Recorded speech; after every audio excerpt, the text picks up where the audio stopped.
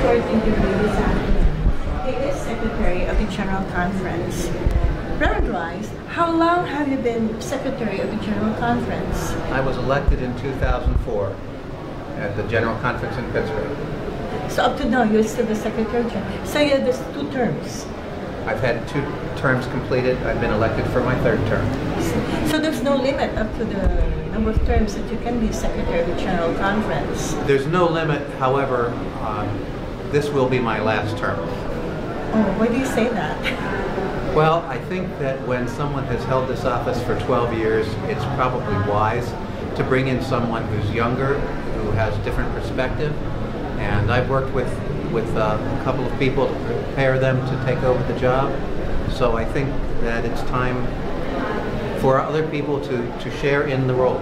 It's not a good idea for leadership to always hold on to a position.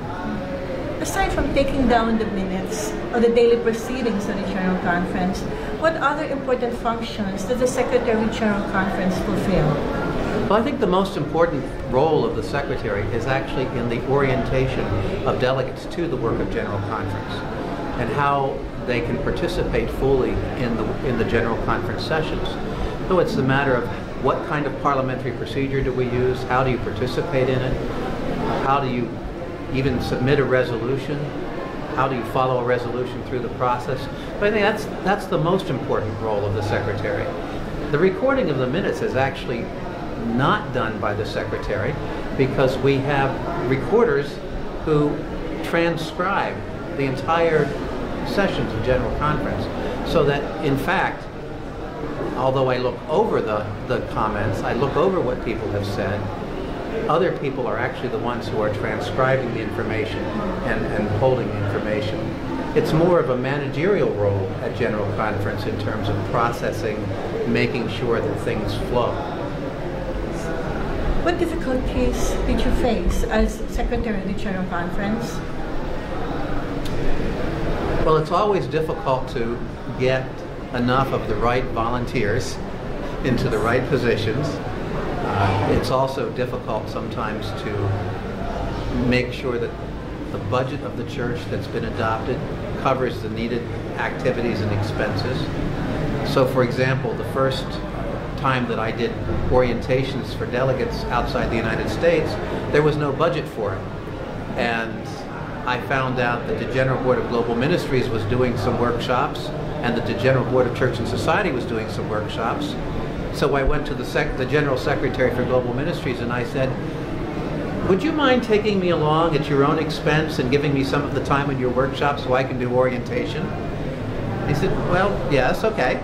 And then I went to the General Secretary for Church and Society and I said, well, the General Secretary for Global Ministries is going to take me along to theirs, so would you consider taking me along for yours? And they said, yes, okay. So that's how the first orientation session outside the United States took place. What impressions have you had so far on our Philippines Central Conference? Well, I find, first of all, let me say, I find everybody wonderfully gracious and welcoming. It's been a joyous experience to be here and be part of this time together. I would also say that it operates very much like General Conference does.